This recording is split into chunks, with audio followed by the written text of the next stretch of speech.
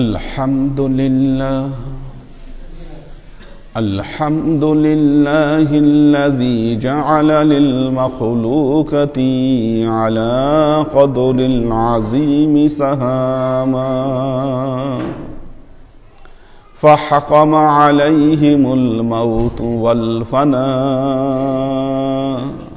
walam yutrakul mautu ahadukum zimama وشتت عليكم شملا وفرقا ونظاما وتركوا الأرامل والأولاد أيتاما فنشهد أن لا إله إلا الله وحده لا شريك له ونشهد أن سيدنا وسندنا ونبينا محمدا صلى الله عليه وسلم فصلى الله تعالى عليه وعلى آله وأزواجه وذريته وأهل بيته وأحبابه وأصحابه الأجمعين إلى يوم القيام. أما بعد عباد الله توبوا إلى الله وادخلوا في السلم كافة ولا تتبعوا خطوات الشيطان إنه لكم عدو مبين ولتنظر نفس ما قدمت لغد واتقوا الله إن الله خبير بما تعملون. عباد الله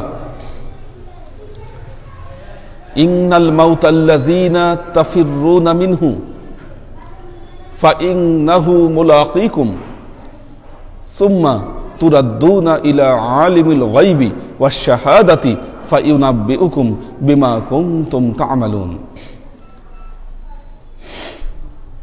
وإن الموت الذي أقرب إليكم من حبل الوريد. عباد الله فاستعزوا لنزول القبور وعملوا عملا صالحا. وقد روي قال رسول الله صلى الله عليه وسلم إذا أقبر الميت آتاني ملكان أسودان أرزقان يقال لأحدهما المنكر والآخر النكير فيجلسان فيقولان من ربك فيقول ربي الله فيقولان ما دينك فيقول ديني الإسلام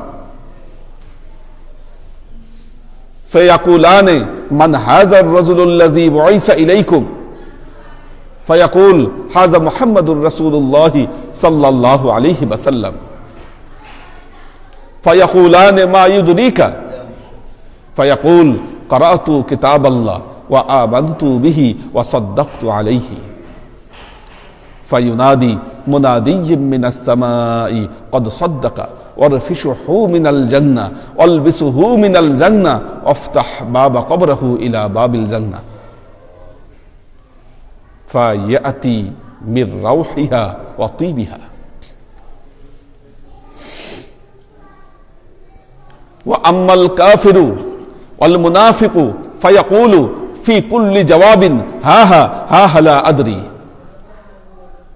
فينادي منادي من السماء قد كذب وارفشه من النار والبسه من النار افتح باب قبره إلى باب النار ثم يقيز له الأعمى والأصم مع مرزبة حديد لو ضرب على جبل لصار ترابا.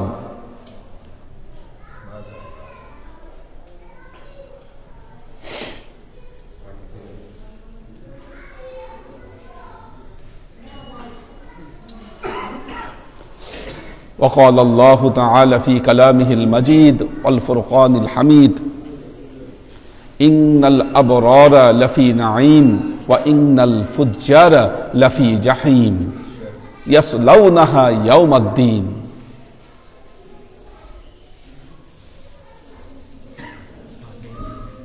ওয়া ক্বালা আল্লাযী খালাকাল মাউতা ওয়াল হায়াতা লিইবলিয়াকুম আইয়ুকুম আহসানু আমালা।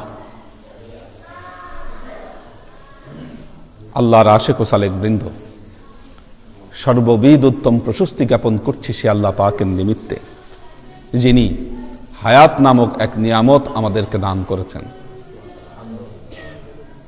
এবং এই হায়াতের জিন্দেগির অর্থই হচ্ছে আমরা যেন আমাদের ভাগ্যকে পরিবর্তন করতে পারি। আল্লাহ ভাগ্যকে পরিবর্তনের জন্য এই হায়াতে জিন্দেগি দান করেছেন। ভাগ্যের বিভ্রাট ঘটেছে বলেই আমরা এই দুনিয়ায় এসেছি।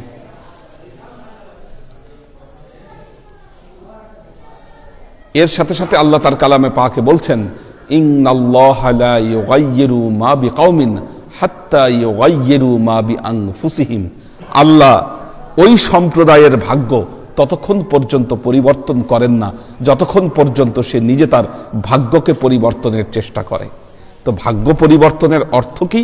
ভাগ্য পরিবর্তনের অর্থ হচ্ছে ইহকালীন জীবনকে কাজে লাগিয়ে পরকালীন জীবনের মুক্তির পথকে সহজ করা, মুক্তির পথকে প্রশস্ত করা।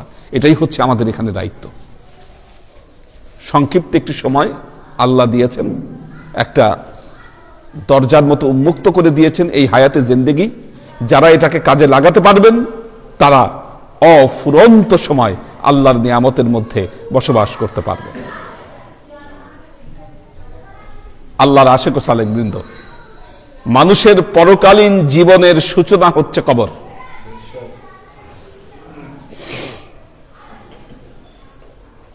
একজন মানুষ যখন মৃত্যুবরণ করে, মৃত্যুবরণ করার পর যখন তাকে কবরস্থ করা হয়, কবরস্থ করার সাথে সাথেই তার পরকালীন জিন্দেগি সূচনা হয়।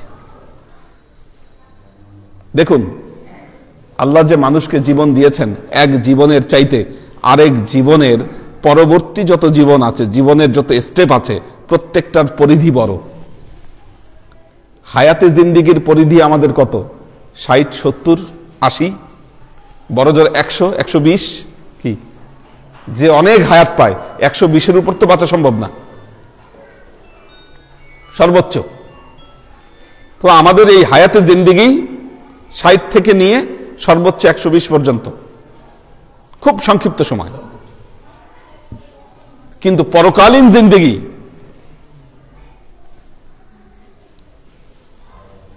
ইরানে একটা কবর আছে, ধারণা করা হয় সেটা জুলকারনাইনের কবর।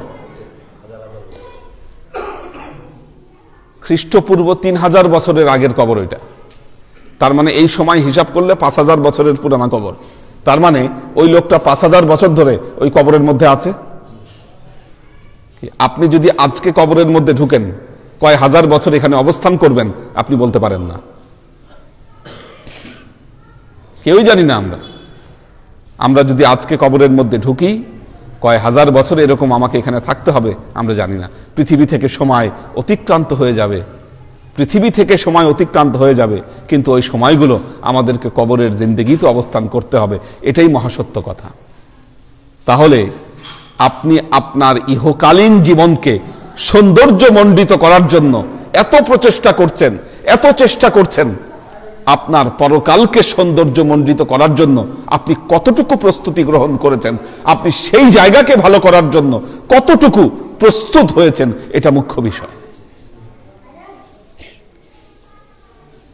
আমাদের মধ্যে অধিকাংশ মানুষই দেখা যায় এই প্রস্তুতি গ্রহণ করার আগেই তাকে দুনিয়া থেকে বিদায় নিতে হয়, এবং যখনই বিদায় নিতে হয় সে শূন্য হস্তে এখান থেকে বিদায় গ্রহণ করে।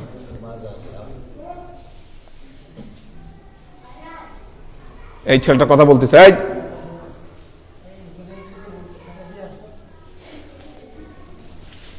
আলাদা আলাদা বসা, সবগুলোকে একসাথে যেন না বসে।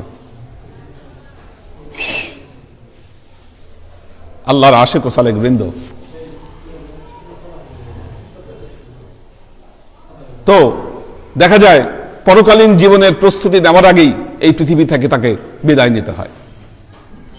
ওয়াকাল রাসূলুল্লাহ সাল্লাল্লাহু আলাইহি ওয়াসাল্লাম, আল্লাহর নবী বলেছেন, ইজা উকবিরাল মাইয়িতু আতানি মালাকানি আসওয়াদানি আরযাকানি। ইজা উকবিরাল মাইয়িত, যখন কোনো মাইয়িতকে শুয়ায় দেওয়া হয়, কবরস্থ করা হয়, আতানে মালাকানে, তার কাছে দুইজন ফেরেশতা আগমন করে। কেমন তারা? মালাকানে, এক হচ্ছে আসওয়াদান, কুৎসিত চেহারা, কালো, প্রচন্ড কালো দেখতে এই দুই ফেরেশতা। আসওয়াদান। আর জাকান, প্রকাণ্ড দেহ, দেখলেই ভয় লাগে, পাহাড়ের মতো বডি তার। এরকম দুইজন ফেরেশতা কবরের মধ্যে ঢুকে। কেন? তাদের এই চেহারা কেন? প্যানিকটেড করে দেওয়ার জন্য। কিছু মানুষ আছে দেখি ভয় পেয়ে যাবে ওটাকে দেখে। ফাইয়ুজ লিসানি, কবরে এসে কি করে? মাইয়িতকে কবরের মধ্যে বসায়, বসিয়ে তাকে 3টি প্রশ্ন করবে, কোন কোন রিওয়ায়েতে 4টি প্রশ্ন। প্রথম প্রশ্ন, ফাইয়ুজ লিসানি ফায়াকুলানি মার রব্বুকা, প্রথম প্রশ্ন হবে তোমার প্রভু কে, তোমার রব কে। দেখেন, আপনারা মনে করছেন প্রশ্ন মাত্র 3টা। দুনিয়ায় থাকতে কত বড় বড় পরীক্ষা দিলাম, কত বড় বড় সিলেবাস মুখস্থ করলাম, কি কত বড় বড় ডিগ্রি অর্জন করলাম, আর 3টা প্রশ্ন কোনো ব্যাপার হলো? এটা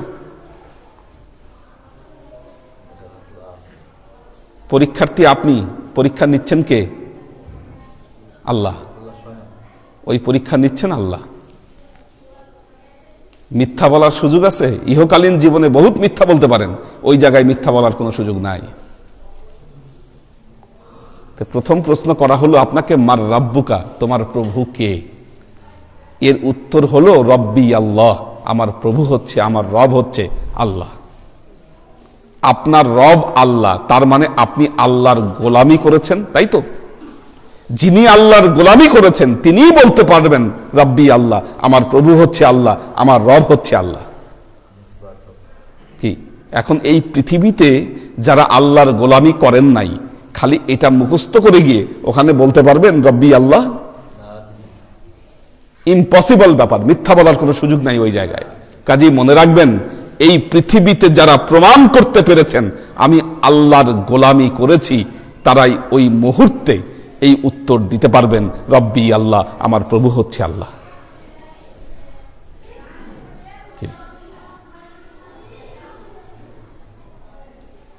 দুনিয়ায় আপনি কত কিছুর গোলামি করে গেলেন, দুঃখের বিষয় হলো আপনি আল্লাহর গোলামি করতে পারলেন না।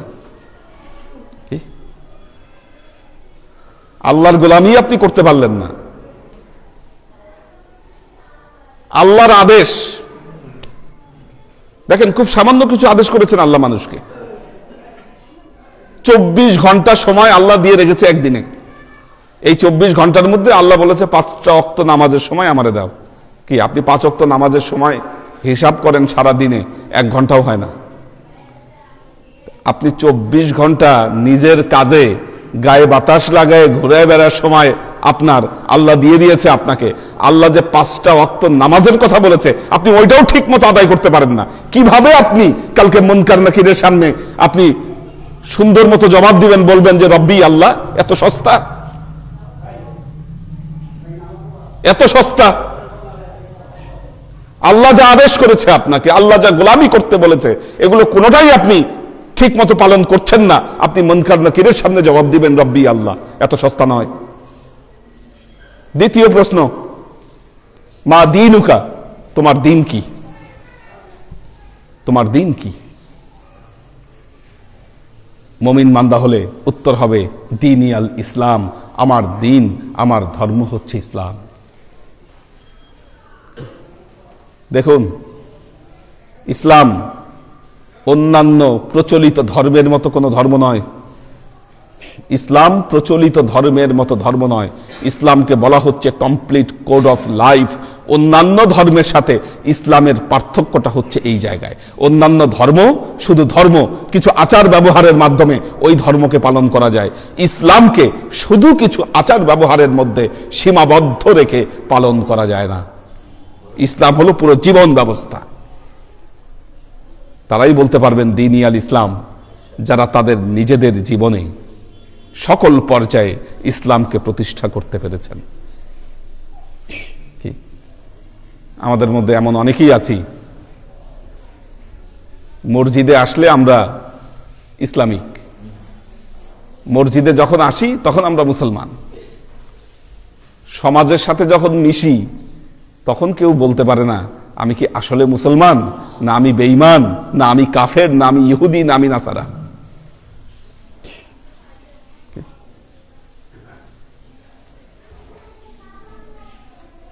জায়গা বুঝে আমি মুসলমান, জায়গা বুঝে আমি প্রগতিশীল। আমার যখন যেখানে যেটা করা লাগে আমি তখন সেখানে ওই চরিত্র ধারণ করি। এত সহজ মুসলমান হওয়া।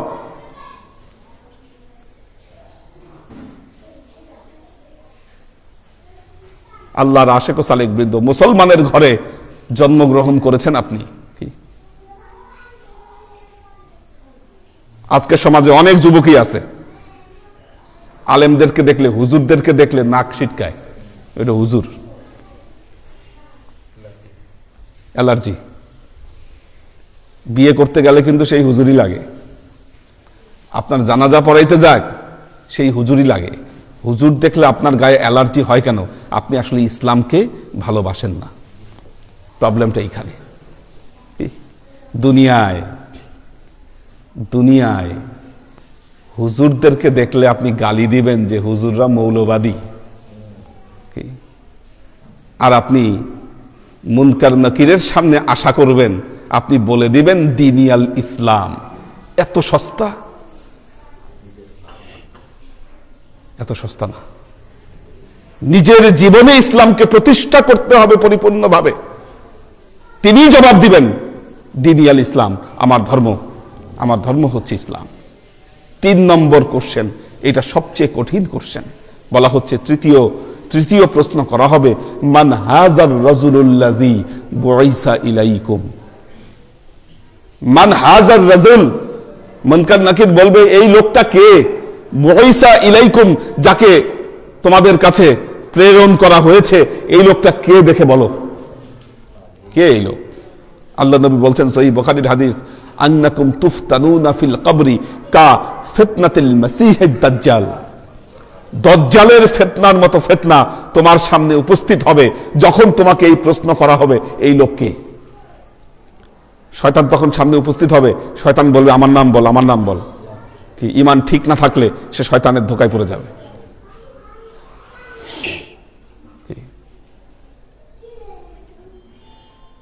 আল্লাহর আশিক ও সালেক বৃন্দ, যারা মুমিন, যারা এই দুনিয়ায় থাকতে নবীকে চিনেছেন, তারা সুন্দর মতো জবাব দিবেন হাজা মুহাম্মদুর রাসূলুল্লাহ সাল্লাল্লাহু আলাইহি ওয়াসাল্লাম। এরপর চতুর্থ প্রশ্ন, মা ইউদরিকা, বান্দা তুমি এত কিছু বললা, কেমনে জানলা এগুলা? কিভাবে শিখলা? কিভাবে শিখলা? মুমিন বান্দা জবাব দিবা, করাতু কিতাব আল্লাহ, আমি আল্লাহর কিতাব পড়েছি, ওয়া আমানতু, এর উপরে ঈমান এনেছি, ওয়া সাদ্দাকতু আলাইহি, এটাকে আমি সত্যায়ন করেছি। এই পর্যন্ত যখন সে বলবে, ফায়ুনাদি মুনাদিয়্যিম মিনাস সামাই ক্বাদ সাদ্দাকা আবদি ওয়ারফিশুহু মিনাল জান্নাহ ওয়ালবিসুহু মিনাল জান্নাহ ওয়াফতাহ বাবা কবরহু ইলা বাবিল জান্নাহ।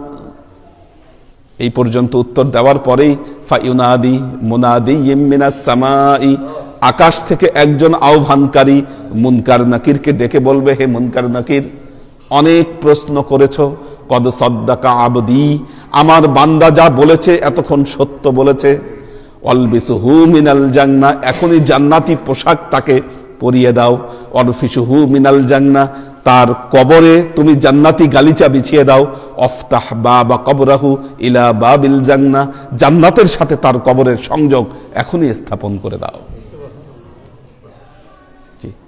হাদিসে আসছে তার কবরকে প্রশস্ত করে দেওয়া হবে, জান্নাতের দরজার সাথে তার কবরকে সংযুক্ত করে দেওয়া হবে। ফায়াতি মির রাউহিহা ওয়া তিবিহা, জান্নাত থেকে জান্নাতি সুগন্ধ, তার কবরে জান্নাতি বাতাস এসে তার কবর পরিপূর্ণ হয়ে যাবে। ফায়াতি মির রাউহিহা ওয়া তিবিহা। ওয়া আম্মাল কাফিরু ওয়াল মুনাফিকু ইয়াকুলু ফি কুল্লি জাওয়াবিন হা হা হা হা লা আদরি। কিন্তু একজন মুনাফিক, একজন কাফের, তাকে যে প্রশ্নই করা হোক না কেন, প্রত্যেক প্রশ্নের উত্তরে সে বলবে হা হা হা হা লা আদরি, হায় হায় হায় হায়, আমি তো এগুলা একটা প্রশ্নের উত্তর জানি না। কি প্রশ্ন করো এগুলো? কিচ্ছু জানি না। হা হা হা হা লা আদরি। ফায়ুনাদি মুনাদিয়্যিম মিনাস সামাই ক্বাদ কাযযাবা, আল্লাহর তরফ থেকে তখন জানানো হবে এই বান্দা মিথ্যা কথা বলেছে। অলবিসুহু মিনান নার, এখনই তাকে জাহান্নামের আগুনের পোশাক পরিয়ে দাও। অরফিসুহু মিনান নার, জাহান্নামের গালিচা দিয়ে তার কবরকে পরিপূর্ণ করে দাও। অফতাহ বাবা কবরাহু ইলা বাবিন নার, জাহান্নামের দরজার সাথে তার কবরের সংযোগে স্থাপন করে দাও। সুম্মা ইউকাইয়িদু লাহুল আ'মা ওয়াল আসাম্মা, এরপর যেটা করা হবে, একজন অন্ধ এবং বধির ফেরেশতাকে তার কবরের ভেতরে নিয়োজিত করা হবে। অন্ধ এবং বধির। অন্ধ কেন? মাইয়েতের কি হালত হবে কবরবাসীর ওইটাও চোখে দেখবে না। বধির কেন? সে যখন চিল্লাবে ওইটা তার কানে যাবে না। মা মের জেবাতিন হাদিদিন, হাদিসে বলা হচ্ছে হাতে একটা লোহার দুর্মুষ, হাতে একটা লোহার ডান্ডা, এটা দিয়ে তার কবরে একজন অন্ধ এবং বধির ফেরেশতাকে নিয়োজিত করা হবে। আল্লাহ নবী বলছেন লাউ জুরিবা আলা জাবালিন লা সারা তুরাবান, যদি ওই দণ্ড দিয়ে যদি কোনো পাহাড়ের উপরে আঘাত করা হতো, ওই পাহাড়ও ধুলায় পরিণত হয়ে যেত। লা সারা তুরাবান, পাহাড় ধুলায় পরিণত হয়ে যেত। ওই দণ্ড দিয়ে তাকে পিটাইতে শুরু করবে। তার কবর থেকে উঠে আসার যে আর্তচিৎকার, ওই আর্তচিৎকার মানুষ এবং জিন জাতি ছাড়া অন্যান্য প্রাণীকুল শুনতে পায়। আল্লাহর আশিক ও সালেহ বৃন্দ, কাজেই দেখুন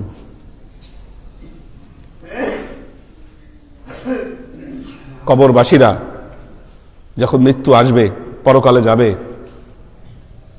তারা আল্লাহকে বলবে ইয়া লাইতানি কদ্দামতু লিহায়াতি, হাহারে হায় হায়, কি করলাম, যদি আমি একবার যদি আমার আগের জীবনে ফিরে যেতে পারতাম,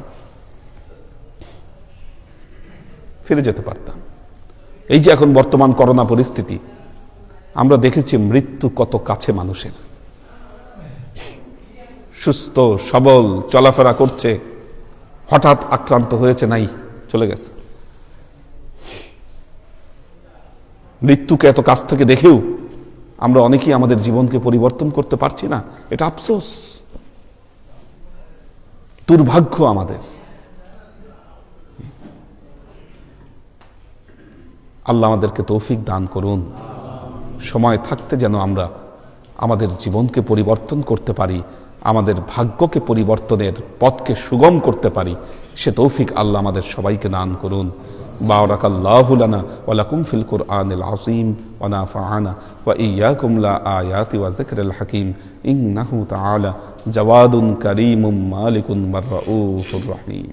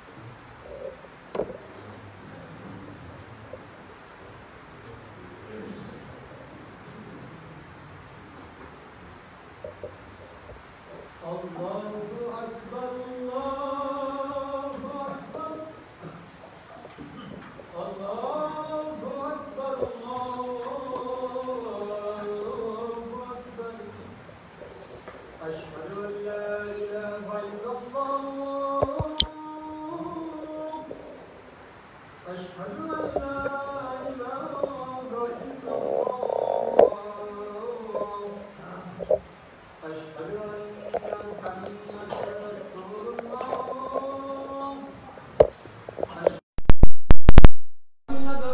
নিয়ে আমাদের বাসায় আসছে, সবাইকে মারতেছে, নামাজ পড়তে পারতেছে।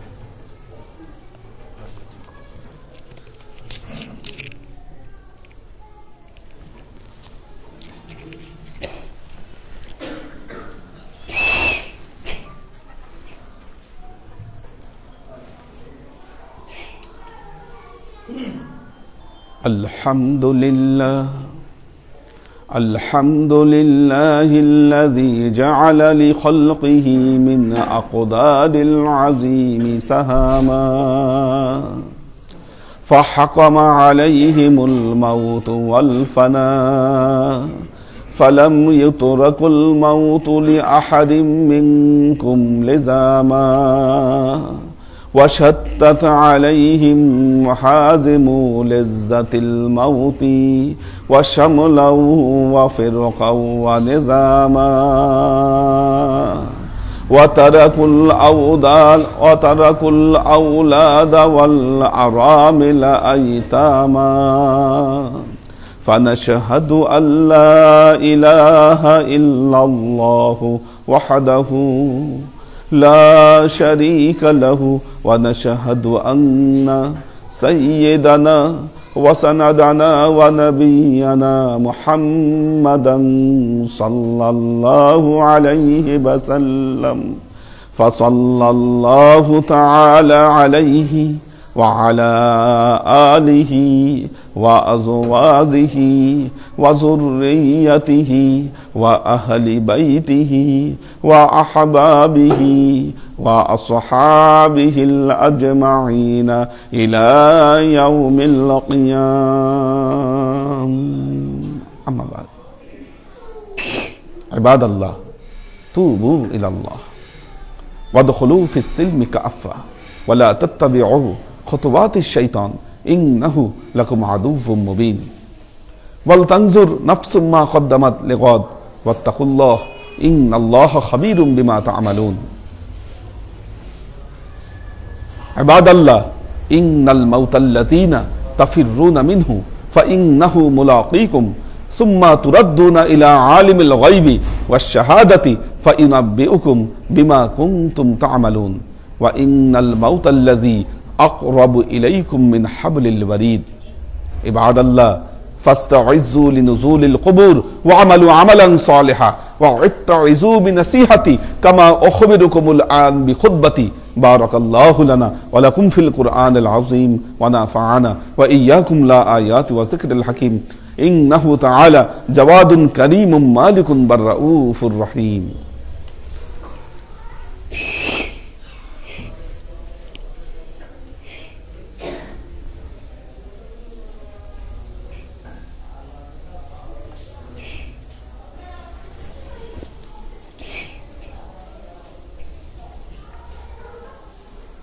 الحمد